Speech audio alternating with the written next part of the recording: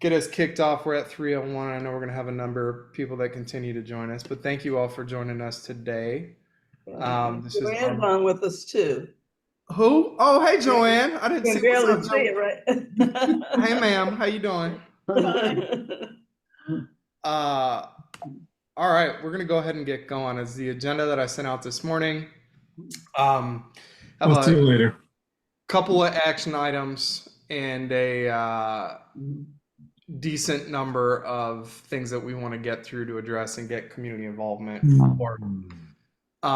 What we are, hold on one second, y'all. I'm going to go ahead and put everybody on. Okay.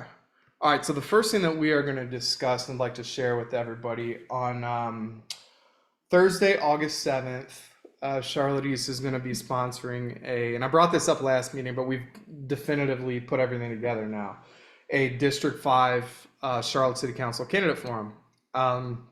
This event is going to be held at SMS Catering in District 5 off of Norland and Central. We are going to be having dinner from Send Me Noodle House, heavy hors d'oeuvres. At this point, unless I haven't checked in the last hour, no candidates have filed for the seat yet. We do anticipate there to be at least two. This is a nonpartisan event. So if there are folks from, at this point, I was speaking with leadership the other day. I don't know if there's going to be a candidate running to represent the GOP, but if they do run one this year, they will be at this forum as well. It is a nonpartisan event. Early voting does begin. I'll send you guys the correct dates, but it's in August, and the primary is September 9th, with the general being November 4th. So typically in the past for District 5, the winner of the Democratic primary has been the holder of the seat. So we are doing this event a week and a half before early voting starts. It is going to be neutrally, independently moderated by Sharika Comfort, who is a good friend and someone who's done a lot of community development work on both the west and the east sides in recent years. But what we're asking for at this point, we already have, I think we put up the flyer on Thursday. We have an event capacity of 150. And as of today, we already have 60 folks registered in like six days, which is pretty awesome. I know there is going to be press and media attention there. We did have tabling opportunities, but we do have I think all but one were outstanding, but 10 tables from folks from like Latin American Chamber, some nonpartisan voter registration organizations will be there. We'll be selling our Charlotte East merch there. But the reason I wanted to present it to the group today, we do and are asking for east side neighborhoods and nonprofits, if so interested, to co-sponsor. And all that means is agree to bring 3 people to the event. And if you would like to participate with the writing of questions, then you're more than welcome to do so. We're going to make this a very transparent process of how this is going to go. At this point, I think we have 10 different organizations that are also signed up to co-sponsor about 6 or 7 neighborhoods: Amity Gardens, Oakhurst, Eastway Park, Sheffield Park, Four Seasons HOA. So we have a good number of folks, but we're always looking for more folks who want to be involved in that process. We are going to cut off opportunities to co-sponsor. We're going to send a final request on July 18th. And at that point, all candidates will have filed so we can send out the actual direct invites to candidates. Any questions or comments on this at this point that I might be able to answer? And I will send, like always, the details in the Eventbrite link to register once the meeting is over. Greg, this is Gia. I have a question. Yeah, hey Gia. Hey, when do you need to know if an organization is interested in co-sponsoring? July 18th. Thank you. Yep, no problem. And I guess I'm following up with Gia's question. Could you send out what it means to co-sponsor again? I heard 3 people, I heard participating questions, but if you could send it out. Yeah, sure. I'll delineate that. I already have it kind of set up. I've sent it out to a lot of individual neighborhoods, so I'll just send that out to the whole group here. But I will do that after the call. Yeah, absolutely. Okay. Because I know there were a lot of questions about like financial like no, we're taking Charlotte East is taking care of the venue, the food, we just want folks to participate and to come on out. So I will send that in the follow-up, Joanne. Mm-hmm. Alrighty. If there are no other questions, we are gonna go ahead and move I'm gonna go to that. to slide about the heat action plan. So some of you all might have been on these calls last year and remember that the Charlotte Heat Mappers project, which was part of the UNC Charlotte Geological, I forget what the actual department is, but they did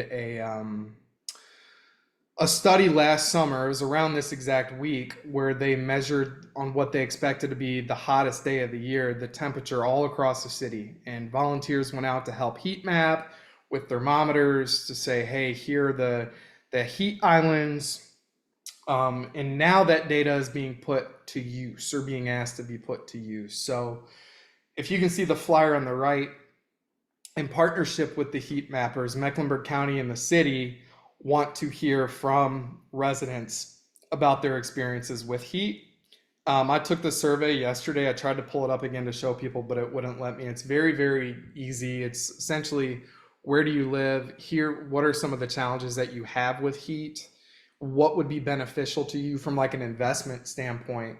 More cooling stations, more canopy trees, more shelters, like very pointed and very good questions. So this is now their stage of turning that data that was collected a year ago into policy or into, putting not necessarily policy, but funding requests and allocation of funds.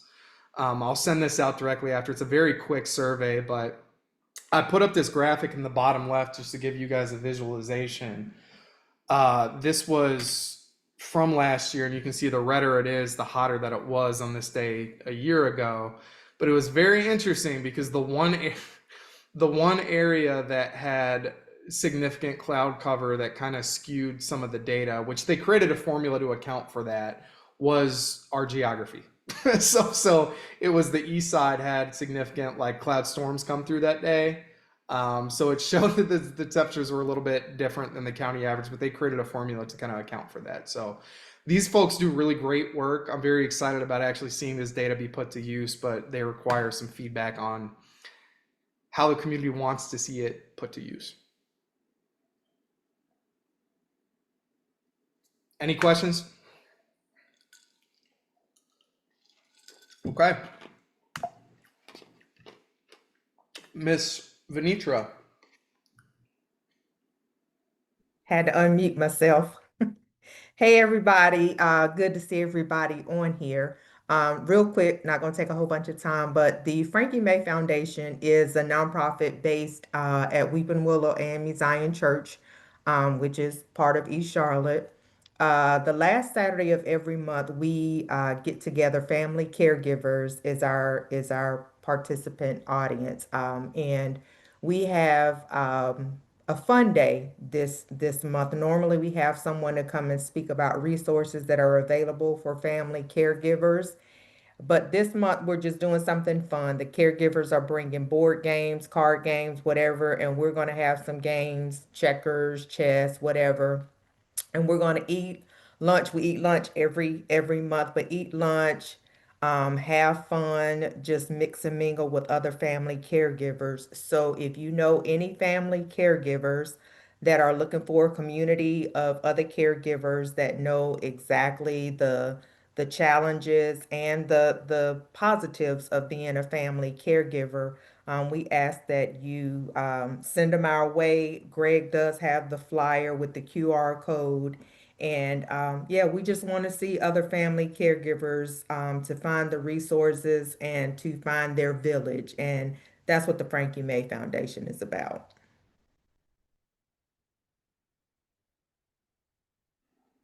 Awesome.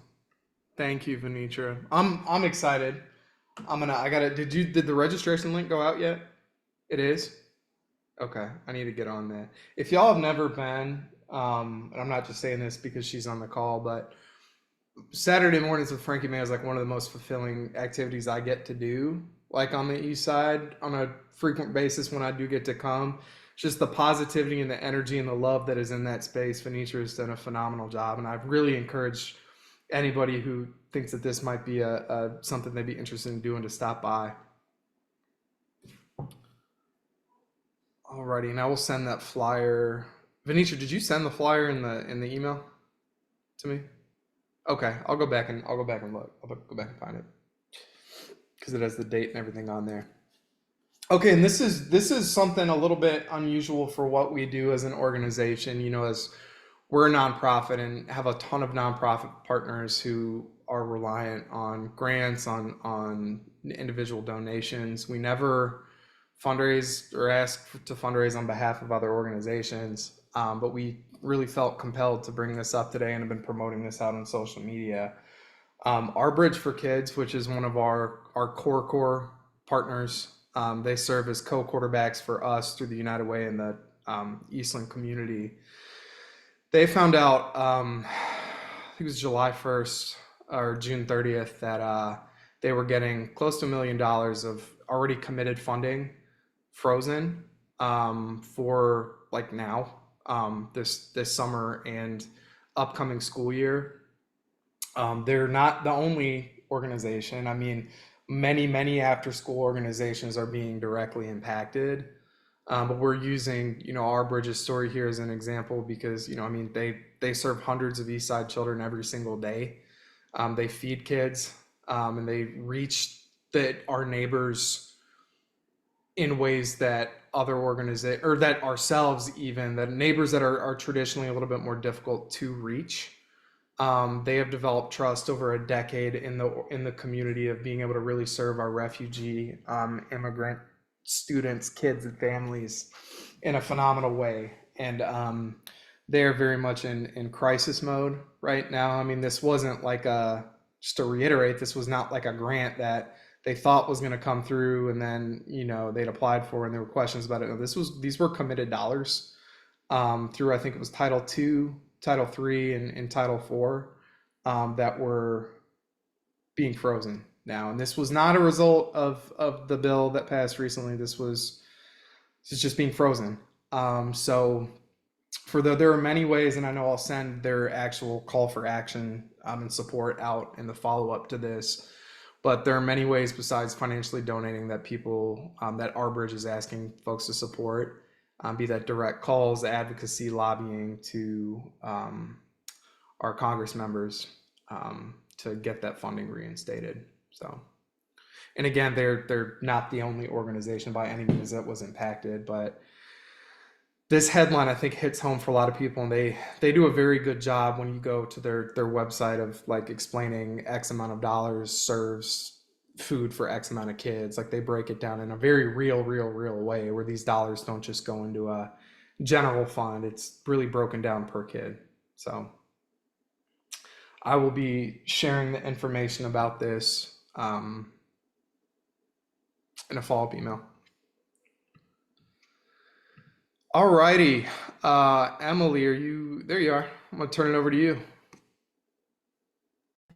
Thank you, Greg. Good afternoon, everybody. I'm Emily Parker. I'm the director at the Galilee Center. And on Tuesday, July 22nd from 5:30 to 7:30, we are going to host actually our third Know Your Rights for Citizen Allies and Supporters, kind of a training session. It will be led by the wonderful Jamila Espinoza. She is an immigration attorney and has been for the past 10 or 11 years. She's local here in Charlotte.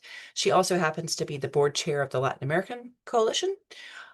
She's wonderful and does a great job of kind of explaining the current state of things and kind of all the ins and outs and the complexities, and also allows a lot of time for questions and discussion. I know in the June session, we had about 60 people attend, and that was up from 16 people just a few weeks before. So if you're curious about this and just want to learn and ask questions that might be really specific to your circumstance or more general, this would be a great meeting to participate in. It's free, but you do need to register. And once you register, then you'll get the Zoom link. So I think we all experienced that before. So Greg, that's the info right here on the screen. But please join and share this with your friends and colleagues and neighbors. Thank you. You said 60? Uh-huh. It's phenomenal. Gathered here in person in the flag hall, and it was something. And it seemed to be I was looking out at the crowd and I could see people's like light bulbs going off and just learning new stuff, like things that people just didn't know about. And anyway, it was great. So Joanne or Betty, any other commentary on that? Not to call you out, put you on the spot, but. Well, the thing that was the most amazing was Attorney Espinoza universalized it. When she stopped and looked around the room and said, who in here can identify who is a person here who is a refugee or immigrant status or threatened status in this room right now. So she brought us, so when she said, know your rights, it's for all of us. And I'm sitting here thinking about the energy that's happened since then. And there's a direct relationship between what happened to our bridge for kids, and this concept that freeze was targeted to a unique population. And so it makes us have to think about how to connect the dots. It's well worth it. I can only imagine that this one coming up is going to be even bigger than the last one. Yeah, and we live in communities, so we're talking about looking out for our neighbors, folks that we work with, so we all can benefit from the exchange. And she is a phenomenal person. So please let me know if you have questions, just send me an email, or if you have trouble registering or anything like that. Thank you. Thank you. And Amelia, I just saw that you said she just did one across the street with you guys, and it was good. She did. I had her come. I met her early on this year, and I actually invited her to come in early February. And before things really had ramped up, she was phenomenal. She talked to about a third of my congregation is immigrant based, and she just handled everybody's questions. She made sure that everybody had a card with her name on it. We handed out the little red Know Your Rights cards. We keep a lot of the Latin American Coalition's resources at our church. So she was able to just build on that. I highly recommend her as a speaker, as an advocate. She's just really terrific. It's wonderful. It's wonderful. I think on that note, it just makes me realize like how fortunate we are in our East community that, our houses of faith are so in this and stepping up and serving as the leaders on this front. Both looking at both you guys, Amelia, Emily, Betty, and Joanne, with what you all are doing at your establishments, because traditionally what I will say is one of the roads that we can reach people that is a common location has been, our schools.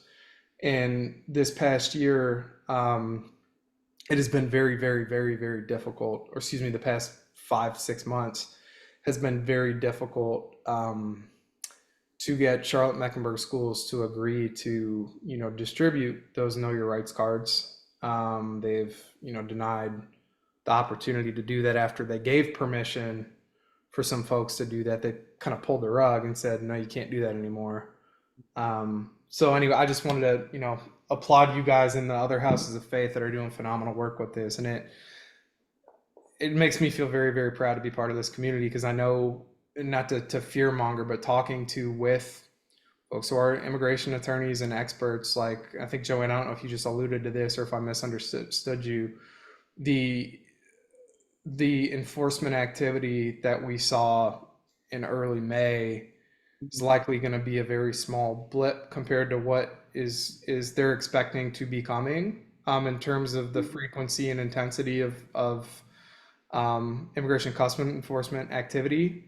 So I would highly, highly, highly encourage folks to attend these sessions, to be aware and to share this information from folks who might take advantage of it. Greg, can I add one more thing along those lines? The clergy who met, a couple weeks ago, there is energy toward creating an immigration court watch. I am taking my cues from the Carolina Migrant Network and letting them set that pace and drive that particular train. So keep your eyes and ears open for something like that. I think we will, or not we, but I think it will begin generally with clergy, but it will then probably spread to some others, looking at the efforts that have been successful in San Diego and Chicago. Wonderful. And as those come up, please, I know you will, keep me in the loop. Keep me in the loop so I can distribute it. Thank you so much, Amelia. Thank you. Any other questions on the Know Your Rights trainings? Okay. I'm going through this very quickly today, we'll have some time for open discussion. Now, this topic, I mean, we've talked about this food insecurity on the east side almost every time that we hop on a call, and the folks that are doing wonderful things at, Lydia's Pantry, you guys over at Galilee with, Sacred Souls, all the other food banks, and just phenomenal stuff happening in our community with providing supports for those who are struggling with food insecurity. But y'all, I wanted to add this again, kind of as a beginning point to a how do we coordinate some of these efforts that are hyper localized on the east side? And Charlotte East could do it. I mean, these forums could serve as an opportunity to do this as well. But food insecurity is rapidly becoming, it's been an issue for a very long time in our community. As you guys know, the last census that came out, the Quality of Life Explorer data, 1/3, literally 32% of the 67,000 residents who live in what we're calling the Greater Eastland community, this slice of East Charlotte, 32% receive SNAP. It's not even just eligible, it's receive. And as I think you guys know, our census numbers are probably a little bit under what they really are. A lot of folks are underreported on that. And then the folks who also are in need but don't receive it. But when you have 1 out of every 3 of our neighbors actually receive SNAP, and understanding too that the implications of the bill that was signed last week directly targeting SNAP as well, even though a lot of those things are not going to go into effect until 2027. But the state of North Carolina is not going to have a revenue stream to replace the loss of federal dollars funneling into that program. That the situation, as bleak as it is now, is going to be a lot more difficult for a lot of folks in the food insecurity realm. I wish he were on the call today. I know he's got something to do, but Representative Lopez filed an amendment to the budget, state budget, that was shot down to give additional funding, significant additional funding for Nourish Up. It was shot down. I do know that you talk about the philanthropic level. I think the Tepper Foundation just gave 10 million to some local food banks and organizations. I think it was 10 mil that they just gave last week or 2 weeks ago. But I want to give greater context too. We know it's not just an East Side thing. So yesterday I had a meeting with kind of the organizations that are similar to Charlotte East across the city. So Historic West End, West Boulevard Neighborhood Coalition, Life Project that operates out of Northside Baptist on Sugar Creek. And they run over at Northside, in partnership with Atrium, every day during the summer, they do breakfast and lunch for any kid who walks through the door that's part of the program. So they started, I think it was 2 weeks ago, and had about 100 kids trickle through the door for breakfast and lunch. Yesterday, they said they had above 200, right? And Jatanya at Historic West End, because a lot of us share the same nonprofit partners that are under our funded agency umbrellas. And it was very interesting that it came up that let's say, for example, on Beatty's Ford, they're hosting a grocer giveaway or food giveaway. They've got folks coming from South Side, North Side lining up to get their food that are literally putting out chairs 2 hours before they open up to be able to get these resources. They're coming from all parts of town to get it. And I know this, I'm not telling anybody here anything new. Like, we all know that this is a major issue, but I'm wondering if there is some kind of a way that we can coordinate, at least with more public information and awareness of some of the underutilized assets. How do we boost programs like Lydia's Pantry, right? Like, how do we start, I'm talking about we, like, how do we get more information out to people and maybe create like a map that's on our like asset map of here's where you can go to get food at X, Y, and Z time, because foodhelpline.org is a phenomenal one, but they don't have, like, for example, all the little smaller pop-ups that might exist. And another thing I thought of too, when I asked the United Way earlier today if they still had funding for little free libraries, which I don't think they do anymore, but even incentivizing neighbors to, on their own doorsteps, right? Like, put little free libraries up, but make them little food pantries. You know, I mean, just anyway, I'm gonna just wanted to open this up for discussion and not really have a policy or action item, but wanted to kind of talk about this full group. John, go ahead. Hey, Greg. I just can't recall if you're aware of this resource, but I think it's very pertinent to what we're discussing. Was it Lemon Tree? Are you familiar with Lemon Tree? Yes, and that was Okay. because it's food. It used to be Food Helpline. Yeah, right. And Oh, now is it's that Lemon okay? Tree. I'm sorry. Yeah. I didn't know that No, was you're fine. the previous name. Yeah, they do, and they're phenomenal, and I'll send that out again. They do a really phenomenal job, but a lot of that is also like user submitted. So there are a lot of gaps, because I think the last time that I went on there and sent that as a reference to one of the churches over on Milton Road, like, they didn't even know that there was the Islamic Center around the corner was doing a huge, it was doing a huge giveaway, right? So I think getting people either using that resource as the end all be all and diverting people to it, or creating a separate, hyper localized one. I don't know what the best route of action would be, but Lemon Tree is phenomenal. Yes, No, go ahead. okay. I was going to say another resource that we've utilized in our department as we work with our care managers that are addressing food insecurities is the NC Food Finder feature, which you kind of mentioned. I think one of the stations where breakfast and lunch was provided. I can provide that resource link to you, and then you can share it outwardly. But they're basically for children ages 18 and under, and there's sites throughout Mecklenburg and throughout the state, for that matter, that are participating in that. And I can send that to you if you'd like. Please do. Please do. Please do. And I see, Betty, I'm going to get to you one second. I saw Amelia's comment. Amelia, I did not know that map existed, and that would be phenomenal. And I don't know, I haven't looked at it in a long time, so I don't know if ours are on there. But if we wanted to create a map or contribute to one that exists, I think that'd be great. I would love to be able to pass that out, like when Project Outpour meets at my church every Thursday. That would be great. That would be phenomenal. And I see the refrigerated little free pantry.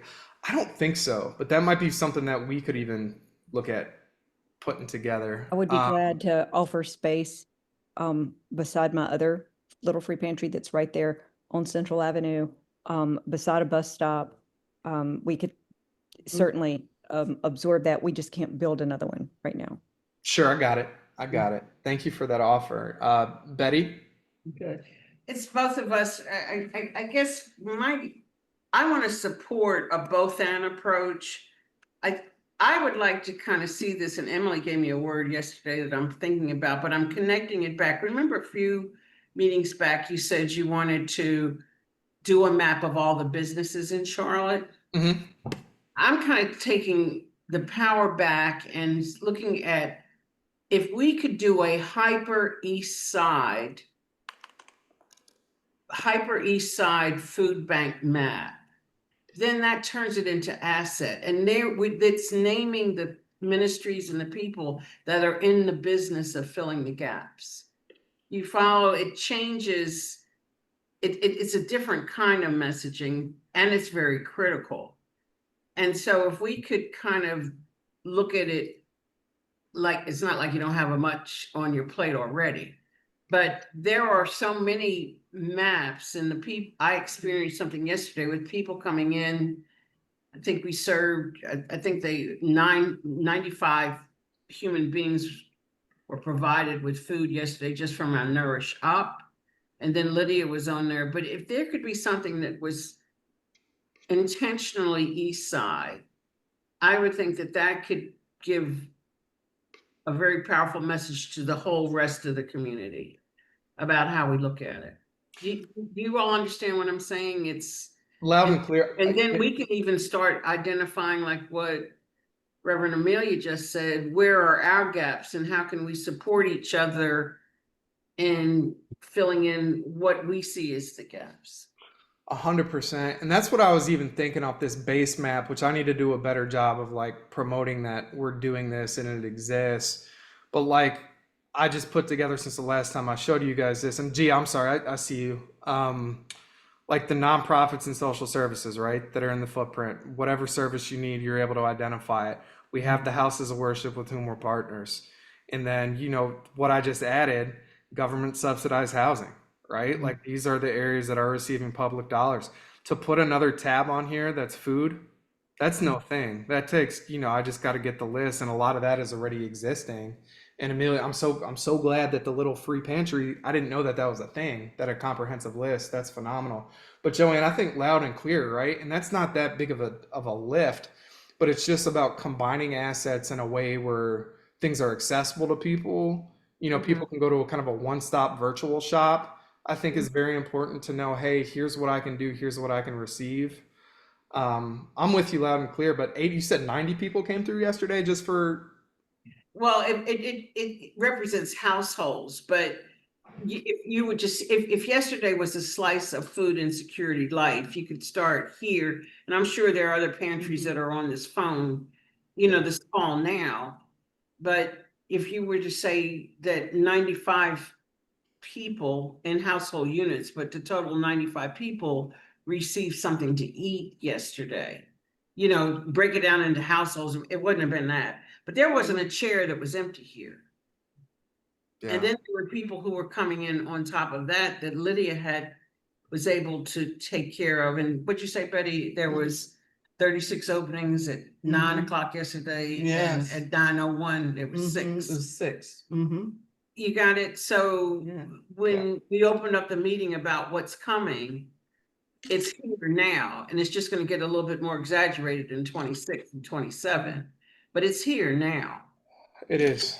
It is. It is. What's wrong with saying this is how the East Side is willing to take a look at this in a positive way? Yeah. No, I think that framing is perfect, Joanne. I think that's excellent.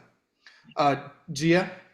Yeah, I was just thinking about it from our organization's standpoint and just ways that I know, like, we're trying to get teens and young adults involved. So I was thinking about, you know, how can we make this like a social media graphic as well? And I think it would be really cool for all of our nonprofits and just communities, house of worship, to put this as like a standing story in their on their feeds, on their social media feeds. I think it's something that, you know, people like with Axios guides or things like that, we're always, I know for me and a lot of people I'm friends with, we're always looking for things like that. And I'm pretty sure there's plenty of people in our age range that are also looking at social media to find these things. But if we have pictures explaining the hours and all of that, it would be, you know, easy for us to create an infographic. And I'd be more than willing to support with creating that.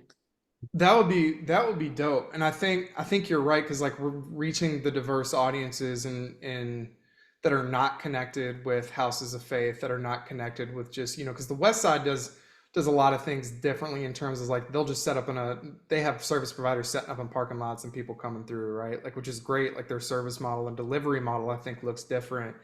But to your point, expanding the way that we get our reach out to, you know, because now our median age in this community is like 33, you know, and it's continuing to get younger. And I think marketing the information too in a very concise way that provides, hey, here's how this process goes, here's what it looks like. Because I think even for me too, like there is a level of, you know, like intimidation and from folks not knowing how to maybe navigate some of these processes, of how to access, how to sign up, how to navigate some of these barriers. Exactly. So I even wonder too, like, I mean, I'm not saying this would be something immediately on the radar, but even like a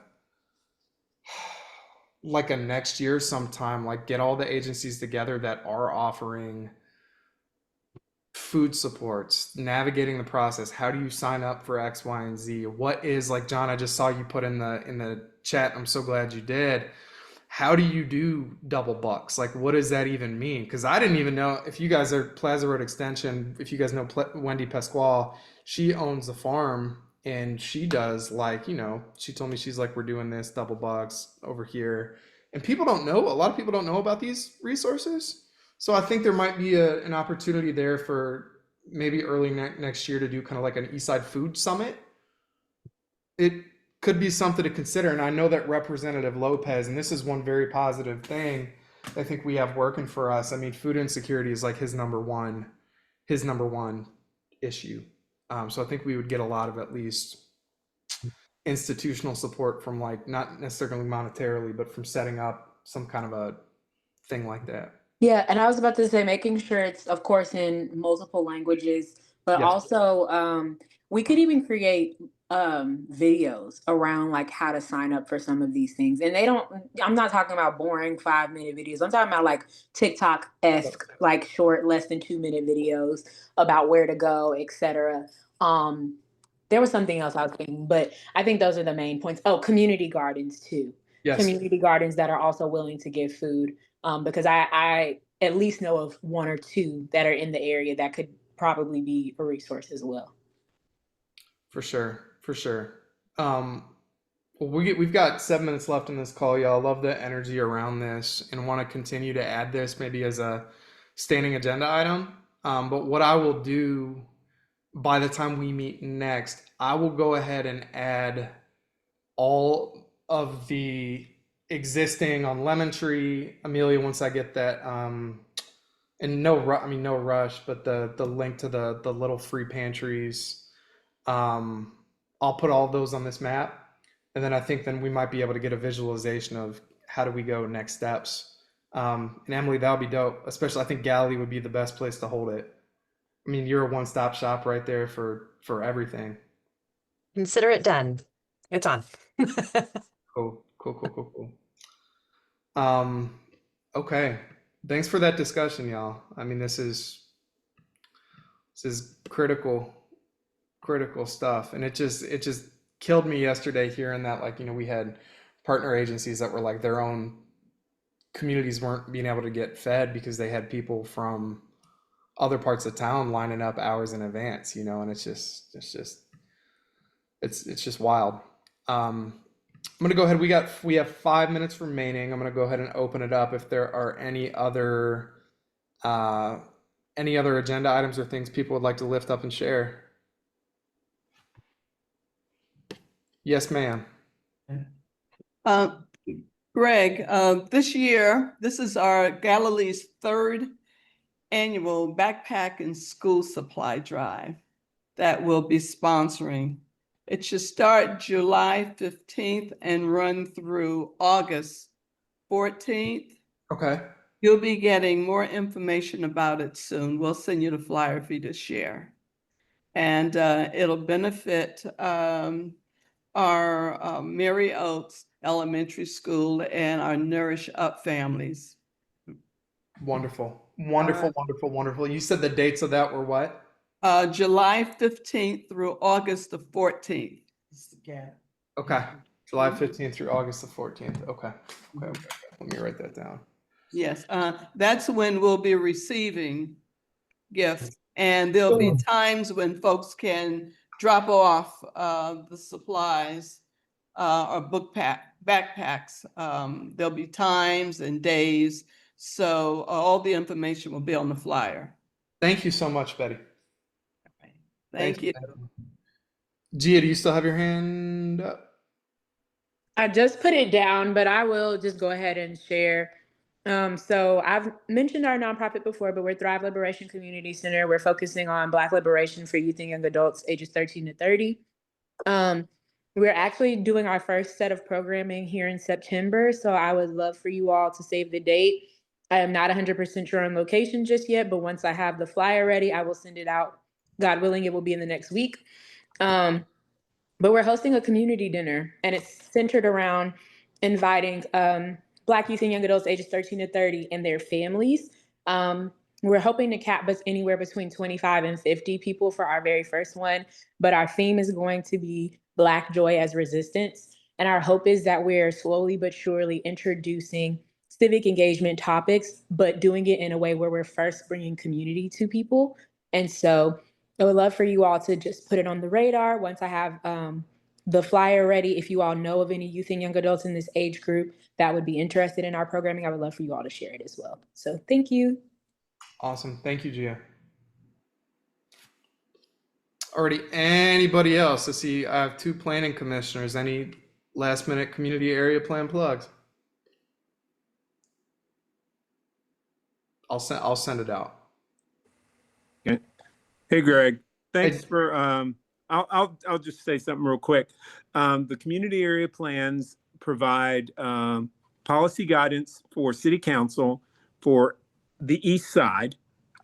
I'm assuming Carolyn's on the call somewhere. Commissioner Millen is there. And we have, as a planning commission, we've recommended that city council approve these plans. It's specific guidance for, decisions that they make about things in the east area. City council is going to vote on those. As of right now, that date is August 11th. That's when those will be adopted. If you have comments about those plans, feel free to go ahead and enter your comments. They're still taking comments. You can go to cltfuture2040.com, I think, or org, one of those, and find your plan, which is, Carolyn, which plans exactly were they? The names? Inner East, Middle East, and Far East, Outer East. Okay. Yeah, the plans have geographical names.